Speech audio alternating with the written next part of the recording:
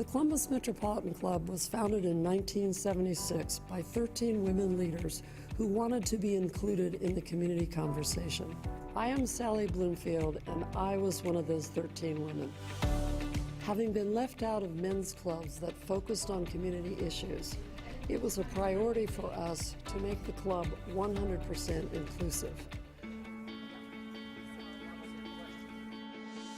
Today, CMC presents public policy forums every Wednesday at lunch with average attendance of more than 200 people. I'm Tony Bell, and I frequently attend forums, which are open to everyone and present relevant, current, and newsworthy topics. I'm grateful that CMC is nonpartisan and presents many perspectives on every topic. I'm Jane Scott, President and CEO of the Columbus Metropolitan Club. CMC is open to everyone. We invite you to explore the personal and professional benefits awaiting you at the Metropolitan Club. Welcome to CMC. Welcome to CMC. Welcome to CMC. Welcome to CMC.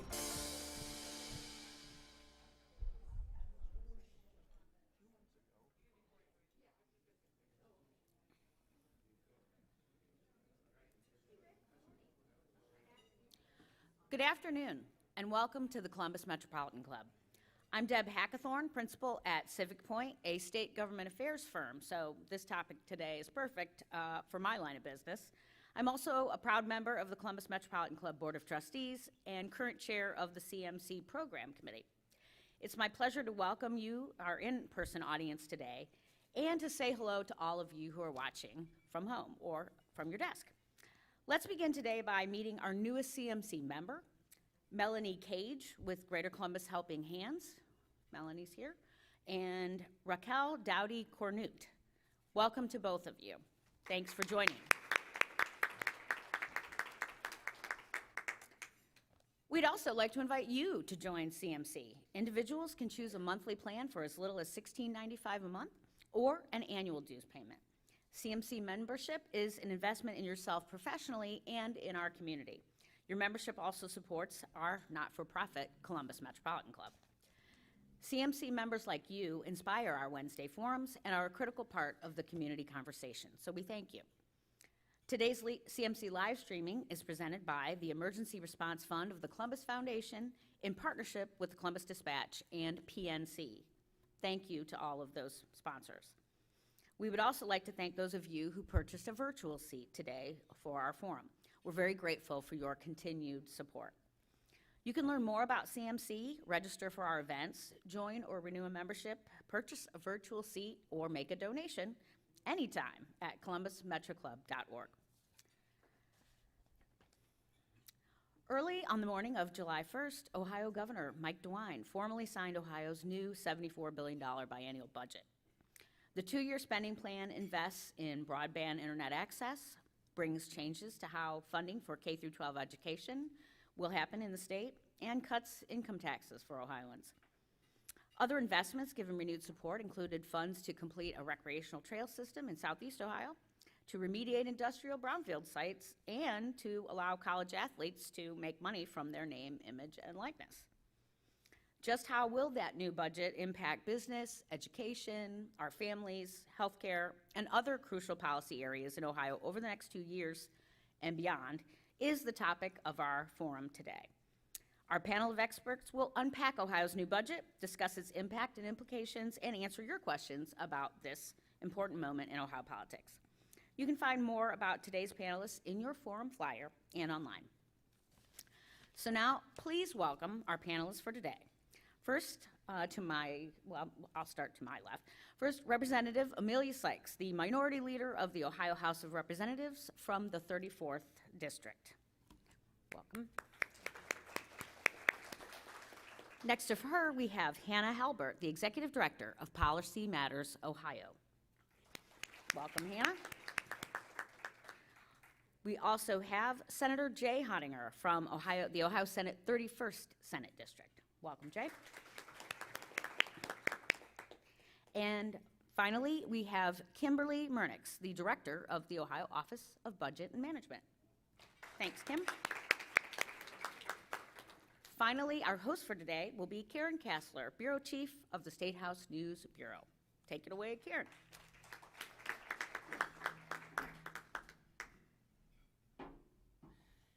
Hello. Happy new fiscal year. It's just so nice to be together and see faces, and I hope that we can continue to do this.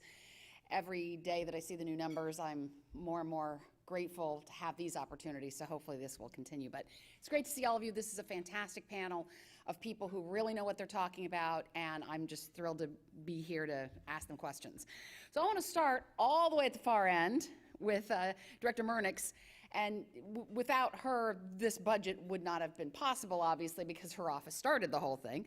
So I want to ask you, Director, this was your second budget, also your second budget that passed with a tax cut that was not in the initial proposal. A year ago, there was real concern that this pandemic would do serious damage. Governor Mike DeWine had announced $775 million in budget cuts last May, another $390 million in cuts in January. You were expecting a budget shortfall of about $1 billion. But the state's in a much better position now. You've said we could see a $3 billion surplus over what was forecast over the next 2 years. A lot of that, though, is federal COVID relief money. And no one knows what might happen with the surge that's happening now. So, was that tax cut a good idea? Great question, Karen, and thank you for inviting me to be here. I'm really excited to talk about this budget. I think this is a budget that meets the moment for where we are as a state. Absolutely true. A year ago, when OBM started planning this budget, there was a tremendous amount of uncertainty around both the course of the pandemic and the economic effects of it. We're at a point now where we have much more stability in both the global, national, and Ohio economies. The federal stimulus has supported the state budget throughout the past year, in that we have the ability to maintain our consumer-driven economy. The largest portion of our state budget is funded by sales taxes. So the fact that we were able to stabilize our purchasing and really bring that stability to Ohio and the nation was important. It was also critical that in this budget we address both healthy citizens and renewing our communities so we can have long-term economic stability. When the budget was introduced, there was still a tremendous amount of uncertainty. OBM had to finalize our revenue projections in December, and we can all reflect back to December when vaccines had not yet started rolling out, and the pandemic was, at its highest point over, the course of the recent history. So as the budget was going through the legislature, we saw the vaccine rollout continue very strong. We saw that the vaccines were and continue to be tremendously effective, and that continues to be the key to our long-term stability. The tax cut that is in the budget is absolutely fundable. It is supported by our revenue projections. It's not supported by one-time federal dollars. It's our ongoing revenues, both from our state sales tax projections and our income taxes. Those make up the biggest portion of our state general fund budget. So we saw that even as we entered this new biennium, our revenues continue to be strong. Last month, July, the first month of our 24-month biennium, state revenues continued to exceed even those updated projections. So Ohio's in a very strong position, and this budget really looks to the future and making Ohio stronger long term. I want to ask Hannah Halbert from Policy Matters Ohio. That group has written an awful lot about the 3% income tax cut across the board, along with all the other tax cuts over the last several decades here. As the director just mentioned, the state is in a far better position than most people expected it to be at this point. Ohio Republican Party Chairman Bob Paduchek, after the budget, called it the most conservative budget in Ohio legislative history. So did $1.7 billion in tax breaks, including a 3% tax cut, and conservative budgeting work to put us in this position? Well, you know, if we look at this budget, in some ways it is sort of the worst tax and revenue plan put forward since 2005. If you're a person who is earning, say, somewhere in the bottom 20% of Ohio households, then this probably may not be the budget for you.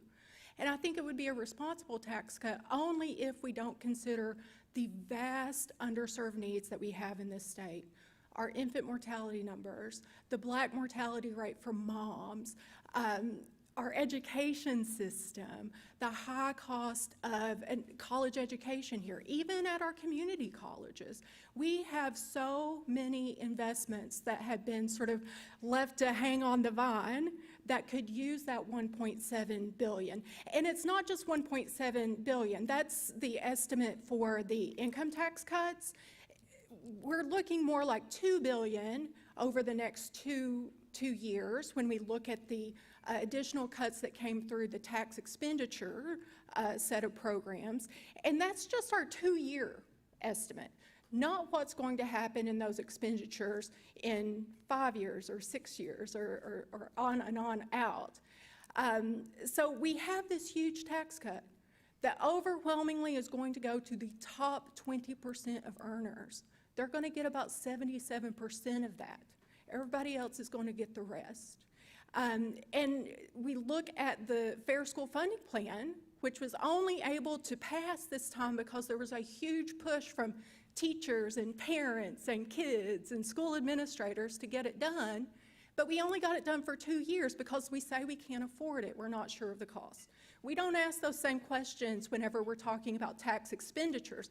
In fact, in this budget, we cut out the committee that was supposed to review those tax expenditures. So the idea that this is a budget that meets the moment, in some ways it does.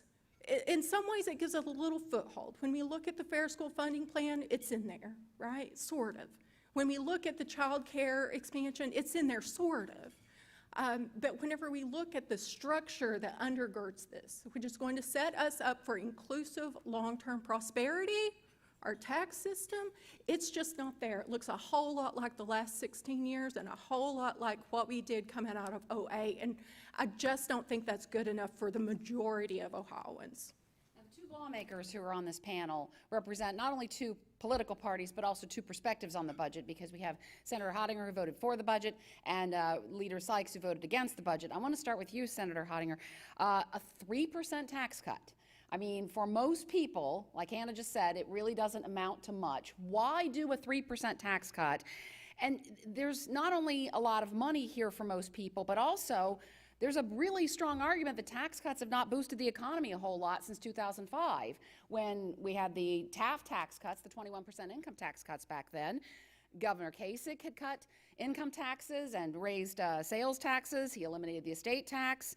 He created this $250,000 carve-out of income taxes for LLCs and small businesses. So make the argument for why a 3% tax cut. Absolutely. Thank you, Karen. And look, I think from my perspective, the single most important thing that state government and the legislature can do is to create an economic environment where businesses want to locate, where they want to expand, where they want to hire, and our tax policy is a significant portion of doing that. I happen to represent probably the hottest location in the state of Ohio, in western Licking County, businesses after businesses locating here that weren't new, or that are new to Ohio.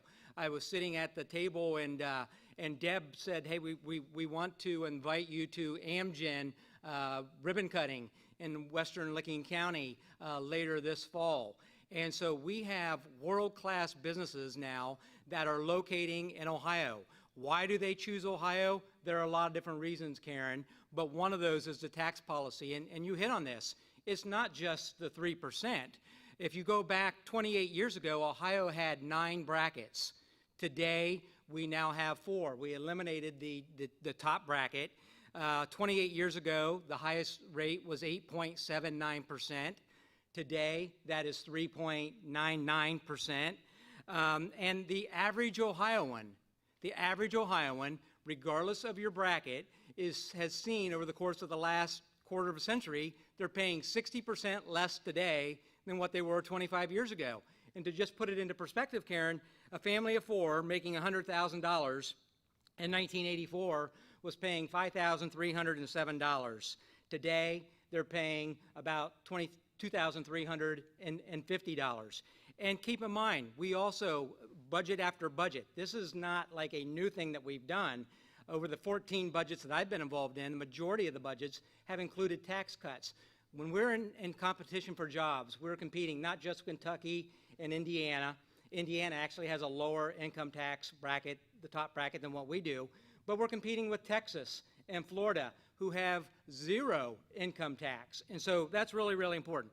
But when we talk about those that on the low economic level, I hope Hannah would agree with me on this, that on the earned income tax credit, there are things that we've done budget after budget to try to be helpful. This budget, so if you make, prior to this budget's passage, if you made $22,000, you paid zero in Ohio state income tax. We bumped that up now to $25,000, an additional $3,000. That means an additional 115,000 Ohioans have zero tax liability. And so can we argue of, where the investments are going? Absolutely, and we'll probably do that some today. But not doing so does not put us in a position to be able to compete competitively to attract jobs here, which I think is the most important thing and the most pro-family thing we can do. Argue, discuss. But wait. Well, I want to get Leader Sykes in here before, but I'll come back. Leader Sykes, you and 12 Democrats voted against the budget. All Democrats but one in the Senate voted for it. 2/3 of your House caucus voted for it. Why did so many members of your caucus vote for a Republican-crafted budget with an election year ahead? And would you have preferred that they would have joined you in voting no? Well, thank you for that question, Karen. And first of all, this is a very dynamic panel, and I'm excited to see what's next as well. I hope you all are enjoying it as much as I am. To answer your question directly, Karen, I think all of the members of our caucus, both the Republicans and the Democrats, we all have districts that we represent, and our votes reflect the needs of those districts. One of the reasons I did not vote for this budget was the tax policy. We have a very regressive tax policy and tax structure here in the state of Ohio. And eventually, I do hope that we start to right that so that the highest wage earners are in a position to pay their fair share, that those of us in our communities who are not earning as much can have some relief so that they can find their access to Ohio's promise of better lives and brighter futures. And so we were shocked. We talked to folks in the administration, and we're looking forward to a budget where we didn't have to have this fight about tax cuts, especially understanding the precarious situation that we would be in with COVID and wanting to be responsible and a bit conservative with our spending, especially for an across-the-board tax cut that really is unevenly applied and benefits those who earn more, who were actually doing very well during the pandemic, to the detriment of those who earned less. One thing that we offered as a caucus, as a compromise, was to expand the earned income tax credit, which has been touted as the greatest anti-poverty program in this country, to give single parents and families earning low wages the opportunity to have a refundable tax credit to put that money back into the economy so that they are buying goods and services and eventually paying those sales taxes, which we heard comes so much of part of our revenues and the ability for us to pay for such a large budget that we have this year. And so some of us were disappointed with that tax cut. We obviously want to get more money in people's pockets, whether that's through increased wages or a more progressive tax structure that benefits our lower wage earners so they can participate more and find themselves in the middle class.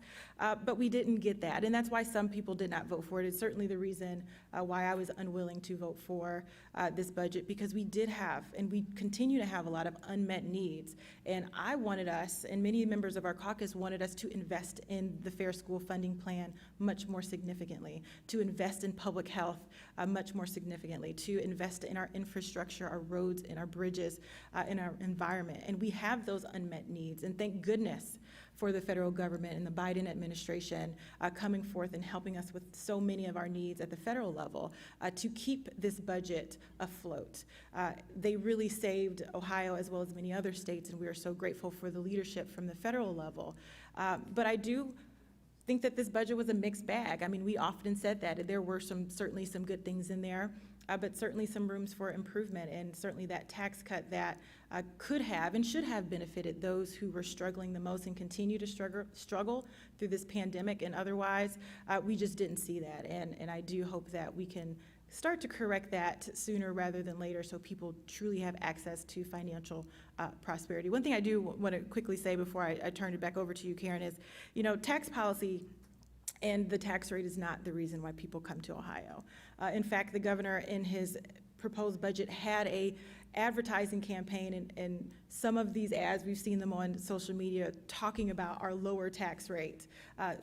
The legislature nixed that part, and part of that was talking about the low tax rate. So the legislature itself decided it wasn't even important to tell people about this one thing that brings everybody here. But when I talk to people and I listen to business owners say, what brings you here, what attracts you to Central Ohio, which we know is booming and growing from our census data, it's the people. It's the investment in the people. Whether there's a workforce that's well educated, that people don't feel discriminated against. Passing the Ohio Fairness Act would be a great thing to get more people into our other parts of our state. So it's not just tax policy is what brings people here. There's a lot of different things, and to suggest that just that one thing or that is the top-notch thing, I would argue that that's not the case, but it certainly is an important part of the infrastructure, but certainly not the most important. I'm sure you all have thoughts about what everybody else has said on the panel, and I want to get to some of those, but I'm going to make you work them into my questions, to the answers to my questions. I want to start talking about another huge element of this, the Fair School Funding Plan, which a couple of you have referenced. And very, very simply put, it attempts to try to deal with some of the problems in the existing school funding formula by coming up with a formula to calculate state aid based on 60% property taxes, 40% income for each district. Again, that's simplifying it tremendously, but that kind of encapsulates it. But the difference in the budget versus the Patterson plan that had passed the House last year was was supposed to be the 6-year phase-in. And now it's only a 2-year plan. This budget puts $20.6 billion into K-12 education, $564 million in new funding, but it leaves so much of this to future legislators. And I want to just turn this over to the panel, and how do we know that future legislators are going to be on board with this, that this won't meet the same fate as former Governor Ted Strickland's evidence-based education model did a couple of years ago? If I could go first, and then, so I think that's an excellent point, and Hannah referenced this, but, and I know she knows this, and I think most of you know this, the legislature is not allowed to appropriate beyond our current term. So we are not able to spend money 3 years from now, 5 years from now, or 10 years from now. And your future legislators to certain things like tax cuts, for instance. We can commit, but any given General Assembly can undo what a previous General Assembly has done. That's why our laws are called the Ohio Revised Code. And so as much as I would like to be able to say this is what I want the legislature to spend on in 2 years or 5 years or 10 years, especially as will be leaving the legislature sooner rather than later, I would love to be able to do that. I'm a supporter of the Patterson. I was the co-sponsor of the legislation, the previous General Assembly in the Senate. And so why was language put in there saying we are going to look at this again in 2 years? I can't speak to that, but the reality of it is that was always on the table. I think. Let's get Hannah in here a little bit. So it was clearly some sort of compromise that was not necessary and shouldn't have happened. The fact is that, when we look at what we have obligated ourselves to in terms of tax cuts and tax expenditures, many of which, I said $2 billion. Well, some of those expenditures that were put into the budget don't even come into play in the next 2 years. So those aren't even counted in this $2 billion sum, right? We obligate things out of the General Assembly all the time for future assemblies. And then you juxtapose that amount, that expenditure that we so quickly handed back to people with very little questioning, very little accountability, and you put that against what we are unwilling to commit for kids, to K through 12 population, to ensure our long-term prosperity in this state, to make sure that our K through 12 system is inclusive, to put a formula on the table that gives districts not only what they need, but some security in planning. So they're not afraid of what happened in 2008 when we came out of that recession, which was a big cliff at the end of all of it, right? We need some stability. Director, go ahead, jump in. Yeah, I think that's a great point you made about the need to avoid a fiscal cliff. And as we were crafting this budget, that was a key that we did not want to repeat that unfortunate history, because we don't ever want to be in a position where we have to remove the commitments that we have made. So that's an important point, and I'm glad that you pointed that out. This budget is sustainable, and we avoid any of those kind of future cliffs the way that it is constructed. Another key point that I want to make about the education budget, and my history before working in my current role, I spent more than 15 years working on school funding issues, so know this area very well. The budget that we passed that is currently in place, the largest portion of the state's general fund dollars, those flexible dollars, goes to K-12 education. So an assertion that this budget doesn't invest in kids is just incorrect. We also invest in making sure that the governor's commitment to ensure that students are ready to learn, that we continue those important investments in student wellness and success, which are critical, especially given, again, I said this budget meets the moment. It meets the moment for kids. This budget invests to ensure that kids are ready to learn, that as we come out of the pandemic, that they have those important supports so that they can be successful in school.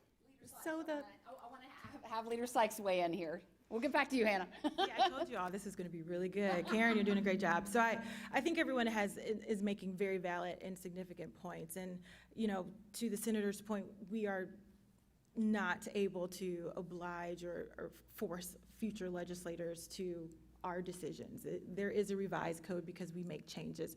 But to what Hannah said, it happens all of the time, where there are phase-ins or tax expenditures that take place not this fiscal year, but the next, and we've seen it before. But one thing I would like to highlight in this conversation is, as we're thinking about what our full budget prospects look like, and while we have a biennium budget, 2-year budgets to think of, we should be looking to the future, and as forecasting as best that we can with a pandemic that is on its way to its 4th wave. And so the argument to perhaps have been a bit more conservative in expending funds in which could have been used in human capital, health and wellness, in education, ensuring that kids who have essentially lost a year of school and may lose another semester had all of the tools that they need, would have been a better decision, at least in my estimation. And again, it was one of the reasons why I was unwilling to support this. And so as we look at this beyond just these 2 years in an attempt to guess what our future looks like, which is challenging, I would have preferred us to hold back a bit on that so that we could invest in the human capital, in people, in housing, in infrastructure, in health and wellness, so that we could make sure we had a healthy, willing participant workforce and students ready to learn, instead of benefiting those who did well during the pandemic at the expense of those who did not. I want to ask you, before we get back to some of the monetary discussions, the budget is a policy document, so there are non-monetary things in here that don't take effect until October. For instance, a ban on local communities imposing fees for plastic bags, limits on hospitals where certain abortion providers can work, a ban on public-private partnerships on voter registration and education, legalized electronic instant bingo for fraternal and veterans organizations, You mentioned, or Deb mentioned, the name, image, and likeness proposal for college athletes that actually was a executive order, but is also part of the budget as well. A provision of the budget requires schools notify parents if sex education goes beyond abstinence only. And also a provision would allow medical professionals to deny treatment to patients if doing so would violate their personal beliefs. And that is one that's gotten a lot of attention. And I want to ask the panel about that one. Governor DeWine said of that, basically, that's not happening. But doesn't this put this into law where it can happen and it's protected if it happens? Yeah, and I frankly find that provision pretty unconscionable. In this country, we're all equal, and under the law and in God's eyes, we're all equal. And here we are setting up a pretty dangerous situation where someone could be denied the most basic of health treatment because of who they are, what they believe, what they look like, and it just feels like such a step beyond. That's not who I think Ohio is, and it's certainly not the kind of policy, as Representative Sykes mentioned earlier, that's going to bring people to this state. That is not a welcoming policy, and it's frankly one of those that whenever I look at some of the things, and including some of the other things mentioned in your list, Karen, that's divisive for the sake of being divisive. And it's really unfortunate that this has taken up so much public space and that it's actually made it into our public policy. Karen, if I could just add, so look, I often describe, no offense, Director, but I often describe the budget process as the process of allocating disappointment. And what I mean by that is no matter what we do, there's always people who are unhappy. No matter how much we spend, there's always more that we can spend. I always liken it, I had 3 daughters, and my oldest is here, and I often liken it to Halloween. Did you get enough candy, trick or treat? And the answer is always no. They never got enough. And so we can always, and we will always have debates, what are the appropriate levels and the investments that we're doing. And in addition, Karen, to a lot of dollars, a lot of zeros, there are a lot of policy decisions. And you know what? I can find dozens of things inside the budget that I disagree with from a policy standpoint or from an appropriation standpoint. But from a macro level, when we're looking at this budget, and I've dealt with 14 of them, we invested in those things that are important to Ohioans. We invested in our children, record K through 12 education funding. We did more to help low-income individuals on college. We did more to meet health needs. I had an amendment that helped, homeless youth. We have the Library Council here in front of us. I had an amendment that restored the library to its full funding, 1.7%.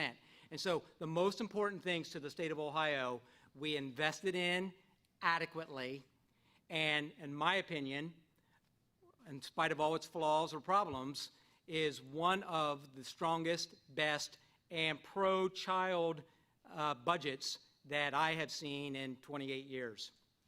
So let's let Leader Sykes, and I'll come back to the Director. So thank you. And one of the things that I thought was very interesting about this budget, when I started, I did a panel with a member of the Senate Finance Committee, and we both were amazed and pleasantly surprised with how few policy implications were in there. So thank you, Director, for giving us at least a moment to be able to do that until, of course, the legislator got our hands on it and then ruined that moment. But it would have been a great opportunity to have a budget that just financed the state for the next 2 years, yet we saw it padded with different policies. And But that always happens. And it does always happen, but we try to be hopeful people. We didn't make it that time, but that particular provision, I took exception with the governor's comments about it doesn't happen.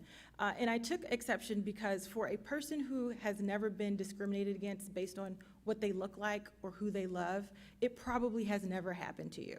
But for those of us who have had different experiences in this world, that is like a dagger to your heart. And it just shows the lack of willingness to understand the lived experiences of people who maybe don't reflect the demographics of our current executive branch. And so I worried so much about that provision as someone who cares deeply about people's health and wellness and the public health, because we're in the middle of a global pandemic.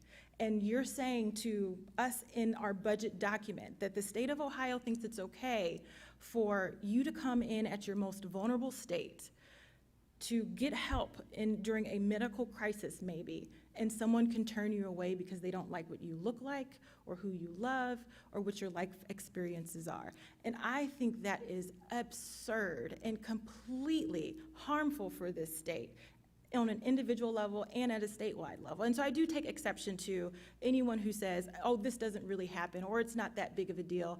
If you don't find yourself in that situation because you don't meet those demographic boxes to be checked, or no one's ever called you a minority, whether it's racial, religious, ethnic, immigrant status, this is probably not the conversation you want to weigh in on so heavily and with so much authority. Director. I just wanted to build on some of the comments about the investments in this budget that Senator Hottinger made, because I do agree that this is the best budget that Ohio has ever seen, because it invests in what we need now and what we need long-term to build for the future. So for example, it invests in our workforce. It invests in ensuring that we have credentialed workers with those certificates that they need for in-demand jobs of the future.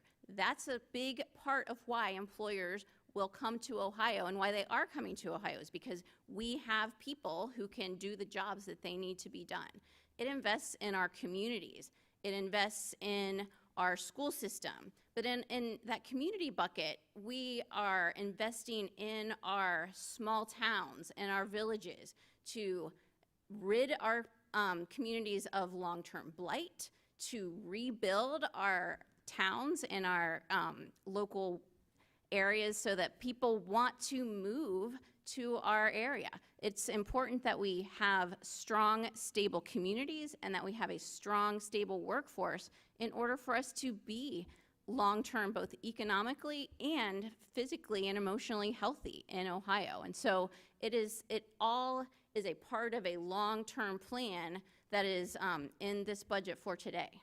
Before we move to audience questions, and we have in-person questions as well as questions from our live stream audience, I want to do a quick lightning round here with you folks. And I want to hear from the people who supported the budget, what you were disappointed in, and the people who were disappointed in the budget, what you liked in it. So I'll start with you, Director. What were you disappointed in the final product? I cannot, There's got to be something. disappointed in? No, this is. Or what was something you wanted to see more of, or you know, what, other than promotion, what's something else that you can add about the budget? So when I look at this budget, and I actually did the math, more than 98% of Governor DeWine's original executive budget is funded in this budget. So I can't really, I am not, I can't think of anything that's disappointing in this budget. It is a fabulous budget for the state of Ohio. Like I said, it meets the moment, it funds healthy people, it funds renewing our communities, and it sets us up for stability in that we use one-time dollars for one-time expenses that will have long-term effects for generations to come. So Hannah, can you find one thing in this budget that you like? Here, I think that may be the difference between me coming from a C3 space is that I can find things that I like about this budget. When I look at this budget, I see the impact of moms and dads and kids and folks from all across the state who made calls, wrote letters, showed up at the Statehouse and said, I need this for my community. We need this investment. I see it in the Fair School Funding Plan getting that foothold. I see it in things like the expansion of publicly funded childcare, which is desperately, desperately needed. We've moved that up to 142% of poverty. Now, we talk about investment and this being such a huge investment budget, but we didn't even invest enough for Governor DeWine to fulfill one of his promises, which is to get that child care threshold up to at least 150%. So to say that this has done the job and we pat ourselves on the back, we did not finish the job on this. The reason why Ohio needs this level of investment is because we've had decades of disinvestment, of erosion, and so there are good points in this budget. I don't have to hide the ball on that stuff. I mean, we've retained the Step Up to Quality program to make sure that kids have high quality child care in the future, and not just hanging out in front of a screen. There's tons of things in here, but it doesn't negate the fact that this tax proposal, this revenue scheme, is one of the most unfair since 2005. Whenever we have so much of this going to the very wealthiest, people who are doing well, have done well, it's hard to say that this is a budget that meets the moment or really sets us up for long-term and inclusive prosperity. Senator Hottinger, you even mentioned that there are things in budgets in the past and even this one that you don't like. Can you talk a little bit more about what you wanted to see more of, maybe? Sure. Well, well, first of all, keep in mind, when we talk about the tax cuts, every single Ohioan got a tax cut, okay? Every single Ohioan. And again, I highlighted that, you know, those that are now at $25,000 or less have zero now tax liability. But the budget process, Karen, is even though it takes effect on July 1st, you know, it had to be signed by June 30th and takes effect on July 1st, that's a finite timetable. The budget process is an infinite process. And what I mean by that is that we never arrive. We never wipe our hands and say, we've got it completely right, that it's perfect. And so for me, there's many more things that I like about the budget than I dislike. Could I have put more money than the $250 million on broadband expansion? Could I maybe have lived with 500? Absolutely. It was my amendment that provided funding for public funded child care. Would I have liked to have gone to 150%? Absolutely. But it's a process. And when you look at it at the end of the day, for me, the real disappointments is that, yeah, there's more money I could have put here or taken it from here. We're always going to find that. But at the end of the day, we have a darn solid, good budget that serves Ohioans, particularly children and at-risk children, and one that I don't often sponsor or co-sponsor budget bills, but this was one that I was very proud to attest my name to. Mayor Sykes, you voted against the budget. What did you like about it? There has to be something, right? Yes, I'll give you two quick examples. One, the school funding cut Patterson plan. Great foundation. Hopefully future General Assemblies will build upon that to make sure that our kids have the opportunity to learn and we get rid of this discriminatory public school funding program. The second thing was something local and near and dear to my community up in Akron and Summit County, was a reallocation of additional allocation of funds for a food pharmacy project to treat food as wellness and to encourage food insecure Ohioans to have access to healthy foods and essentially get prescriptions for fresh produce to help them if they are experiencing chronic diseases. Just a couple of highlights of the budget before we go to questions here. There was $460 million in the budget for grants to help bars, restaurants, hotel, and entertainment venues recover from the pandemic. $500 million for brownfields and the demolition of vacant and abandoned buildings. $250 million for grants for broadband, as the senator just mentioned. $170 million for the H2 Ohio Lake Erie Cleanup Program.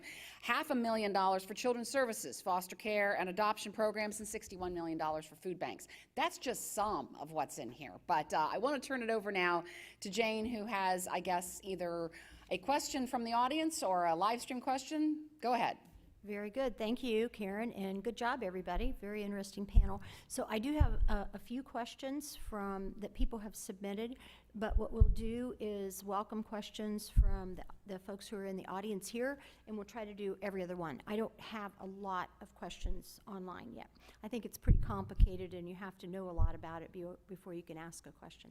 Steve Swift, how has the growth of e-commerce, et cetera, or such as Amazon, impacted Ohio's budget, and how is the planning of future state budgets being modified to better align to maximize the GRF, General Revenue Fund for Ohio? Maybe we start with the director, who should know. Sure, yes. The last budget, not this budget that we just passed, but the one just previous to that, did, following the Supreme Court's Wayfair decision, expanded our sales tax to include those online marketplace facilitators like Amazon and those online purchases. I will say that did have a stabilizing effect, especially given the past year during the pandemic. And so that was a very timely change that was made and did enable the state to sustain our financial position throughout the, when we were all, I think, probably buying more on Amazon than we had ever in the past. So it does have an effect. It is a stabilizing effect. And given where we see e-commerce and the economy moving to the future, I think it is, again, one of those changes that was very timely. Anybody else want to add a quick comment? Yeah, I mean, I think that that's the new era, and we have to adapt our tax policy to meet where things are changing and how things are changing as commerce changes. And I do want to point out, since we're talking about sales tax, that at the top of our conversation, Director Murnieks mentioned that, a lot of our budget revenue was stabilized because of consumer spending over the pandemic. And I just want to point out, and this is something I don't hear connections made a lot about, is that we were able to keep that consumer spending happening because the federal government acted quickly to expand unemployment compensation benefits to groups of workers that would not otherwise qualify for state benefits, like so-called gig workers or independent contractors, people who earn too little to qualify for Ohio State benefits. They increased the amount that people could qualify for that $600 to $300, and then got stimulus checks out to folks. So we had sales tax revenue coming in that helped stabilize the state, that stabilized our budget, that gave us that working room. And so that demonstrates the power of the government to do good in people's lives and the value of a functioning unemployment compensation system. It worked like it was intended. It was an automatic stabilizer. And actually, this afternoon, there is a hearing on that $300 weekly check.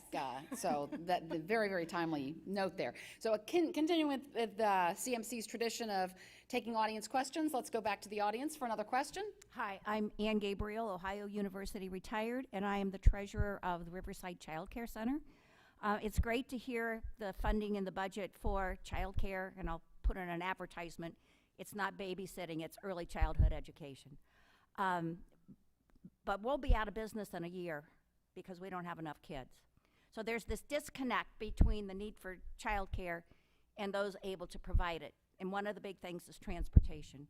So what, if anything, in the bill can help us get the kids that need the child care to the facilities that can provide it? Who wants to take that? I can start. And thank you for that question, and thank you for the work that you do.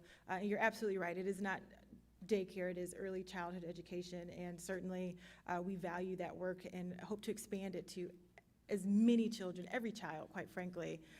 And there have been attempts to put that in the state constitution to require that for 3 to 5-year-olds. So maybe talking about the transportation budget perhaps is a better segue here. We do 4 budgets at the same time. We're mostly talking about the main operating budget, but the transportation budget was something that we talked about. The previous budget had historic amounts of public transit funding. And if you look at public transit in Ohio, we have been critically underfunded, and even with that historic investment that we saw in the last budget, we are still ranking in the bottom quartile of the country. When we saw the budget come from the administration, it had removed all of that funding that we saw, and it was, thankfully, the legislature said, we understand the need for public transit and why, if you want our economy to move, you need our people to move. And so there were significant and increases in that transportation budget that would help some of those issues. But we hear transportation as a concern, not only for childcare issues, but school, for work, from businesses, for healthcare reasons. And I'll tell a very, very quick story. I ran into a constituent of mine one day, and she was in a wheelchair, and I had worked with her before, and I saw her, and I said, well, are you stuck? And she said her wheelchair stopped working. It was an automated, excuse me, and electric. And so we were trying to figure out how to get her home, and my car wasn't large enough to put her wheelchair in her and me in it, and I was able to, on a Saturday, call our Metro system, so big shout out to Metro in Akron, and they sent out a SCAT vehicle, which was for people with wheelchairs or have mobility issues to get around. And because we were able to invest in public transit in that way, I could find a ride for my constituent who was on her way to an art class, who normally would not have been able to participate in the community without these types of resources. So it is so incredibly important, not only just to get people to school and your employees to work, but also to allow a lot of the community to engage with one another in ways that they wouldn't be able to if they didn't have transportation. Anybody else want to join in? Let's go back to the audience questions. Hi, Deb Hackathorn again.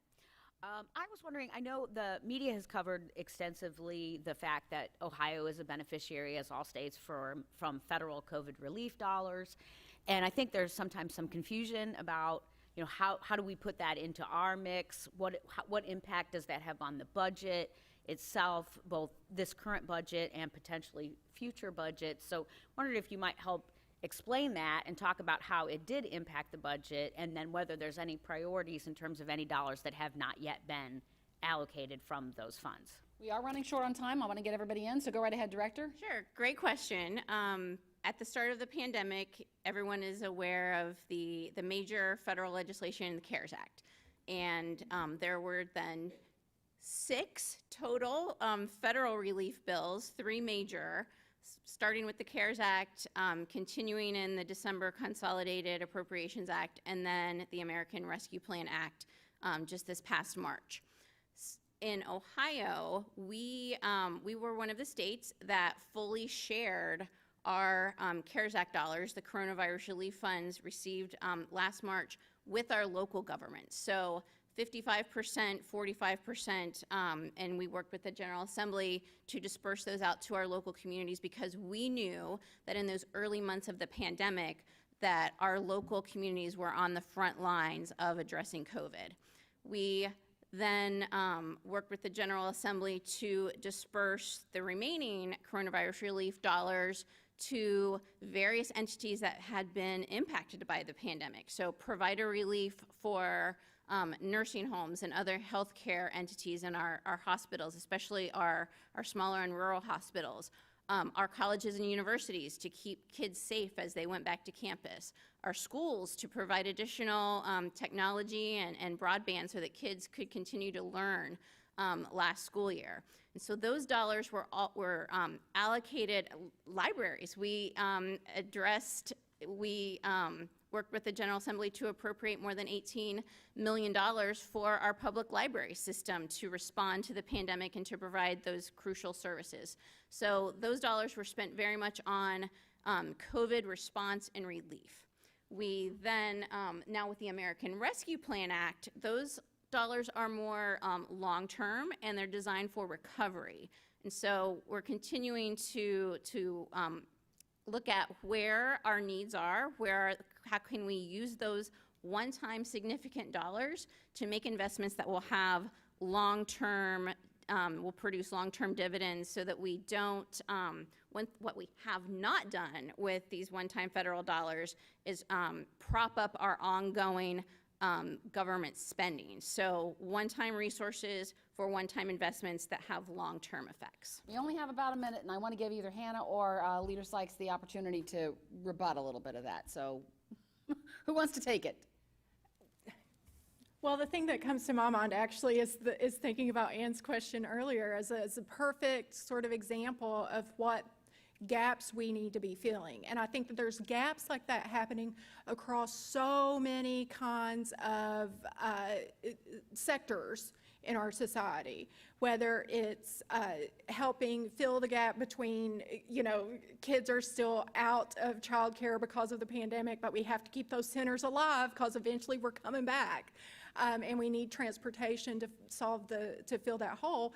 This is a great way that we could be using those dollars. And I do think in the budget, and this is getting to the edge of my memory, on the budget document, there is language in there about directing ODJFS to use some of that remaining CARES money to solve child care workforce kinds of issues. So I'm hopeful that as we see this come through the federal government, come through the state, that we can start seeing those dollars be put to work solving problems for all Ohioans. Well, I wish we had more time for Carol Looper's question and for more comments from this amazing panel, but we have to go, and I have to turn it back over to Deb.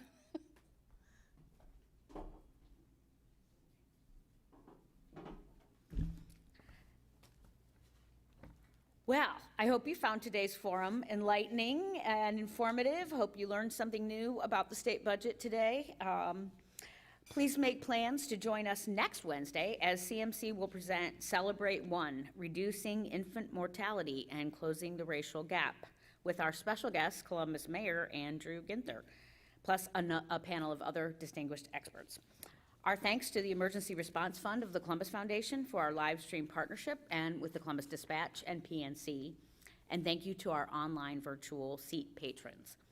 And special thanks to our speakers today who engaged in a very lively discussion. Hannah Halbert, Senator Jay Hottinger, Kimberly Murnieks, and Representative Emilia Sykes, and of course our host, Karen Kasler. Thank you all so much for being here. We do look forward to seeing you next Wednesday as the Columbus Metropolitan Club presents another lively community conversation. Thank you.